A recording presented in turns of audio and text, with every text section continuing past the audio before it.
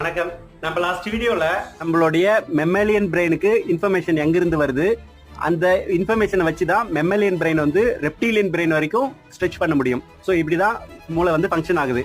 இப்போ மெம்மலியன் பிரெயினுக்கு எங்கிருந்து தகவல்கள் வருது அப்படின்னு பார்க்க போனா நியோ கார்டெக்ஸ்ல இருந்து வருது. அதை பத்தி தான் இந்த வீடியோல பார்க்கலாம்னு சொல்லியிருந்தோம். இதுல நியோ கார்டெக்ஸ்னா என்னன்னு சொல்லிட்டு நம்ம ஏற்கனவே பார்த்திருந்தோம் இல்லைங்களா? மூளையோட மேற்பரப்பு பகுதி ஆல்மோஸ்ட் செரிபரம் ஃபுல்லாவே கவர் ஆகும். செரிபரத்துல நம்ம என்னென்னலாம் ஏற்கனவே பார்த்திருக்கோம்னா frontal lobe, parietal lobe, temporal lobe, occipital lobe, இதெல்லாம் நம்ம ஏற்கனவே பார்த்திருக்கோம். இதனோட ஃபங்க்ஷன்ஸும் நம்ம பார்த்திருக்கோம். ஒவ்வொன்றுத்துக்கும் ஒரு தனித்தனி ஃபங்க்ஷன்ஸ் இருக்கு.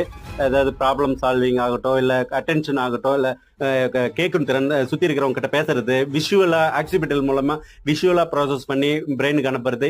இந்த 4 வகையான பகுதிகளும் வெளிப்புற சூழ்நிலைக்கு தகுந்த மாதிரி நம்மள உடனுக்குடன் வந்து பதில் ரியாக்ட் பண்றதுக்காகவும் பர்சனலா டெவலப் பண்ணிக்கிறதுக்காகவும் அந்த மாதிரி உதவுதுன்னு பார்த்திருந்தோம் இல்லைங்களா? இதனோட தொடர்ச்சியை அடுத்த வீடியோல பார்ப்போம். நன்றி.